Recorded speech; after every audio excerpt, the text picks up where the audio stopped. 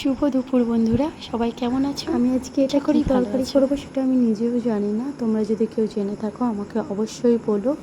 তো যে বড়িটা দেখলে সেগুলো আমি দুধ কচুর পাতা দিয়ে করেছি, ডাল ভিজিয়ে, ডাল পেস্ট করে তাতে আদা কাঁচা লঙ্কা দিয়ে পেস্ট করে ভালো করে একটা ব্যাটার করে সেগুলো বেশ গায়ে লাগিয়ে লাগিয়ে রোল করে পিস পিস করে কেটে আমি এই বড়িগুলো করেছি।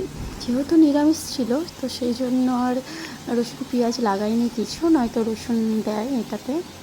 আর এর মশলাটা ছিল সাদা সর্ষে, কালো সর্ষে, কাঁচা লঙ্কা, সামান্য অল্প পরিমাণ জিরে। কচুর ডাঁটাগুলো ভালো করে ভাজার পর আমি মশলা দিয়ে কষিয়ে নিয়েছিলাম। তো মাঝখানে আমার ফোনটা নিয়ে চলে গেছিলো আমার ছেলে, সেই কারণে আমি ভিডিও নিতে পারিনি। কষানোর পর তরকারিটা যখন ফুটে গেছিলো তো তখন আমি লেবুগুলো নিয়ে লেবুর রসটা দিয়ে দিয়েছিলাম। আর এটা একটু টক দিয়ে খেতে বেশি ভালো লাগে। তো আমার টকটা পছন্দ হয় না বলে সেটা আমি স্কিপ করি, আমার জন্য তুলে রেখেছি আমি। বাট লেবুর রসটা দেওয়ার পর আমি 5 থেকে 7 মিনিট ফোটাবো একটুকু।